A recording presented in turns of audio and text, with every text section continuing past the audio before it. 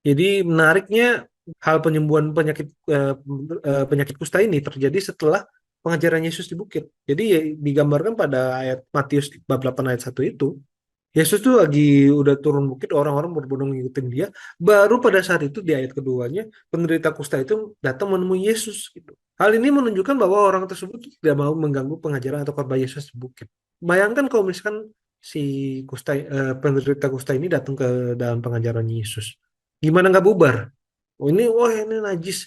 Wah ini takut ketularan dan semacamnya. Orang pada kabur semua. Jadi memang sengaja si penderita kusta ini menurut Santo Yohanes Chrysostomus gitu, dia ngerti bahwa dia ini nggak mau ganggu. Begitu udah beres baru datang. Kalau beres kan ya orang kan udah nggak ngumpul lagi semua itu istilahnya kan.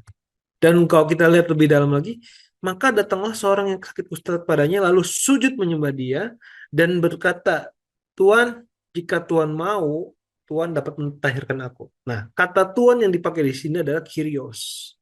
Kyrios ini memang digunakan untuk menyebut Tuhan dan menunjukkan hormat. Menarik lagi, Santo Yohanes Chrysostomus ini dia bilang, orang kusta ini sebenarnya menunjukkan iman yang kuat. Pertama dia jelas sujud menyembah. Tapi yang menarik ini dari perkataan yang dipilihnya, perkataan yang diucapannya oleh si penderita kusta. Dia tidak mengatakan doakan aku, mintalah kepada Tuhan. Karena tahu bahwa Yesus ini tuh lebih dari sekadar nabi. Yesus ini lebih dari sekadar manusia. Yesus ini adalah Tuhan. Makanya dia nggak ngomong doakan aku. Ya kalau ya maksudnya kalau ada orang sakit datang pada saya kan pasti mereka orang ngomong doakan aku kan. Aku kan bukan siapa-siapa. Karena memang manusia pada dasarnya nggak punya kuasa. Yang punya kuasa itu Tuhan. Dia ngomong, jika engkau berkenan, tahirkanlah aku.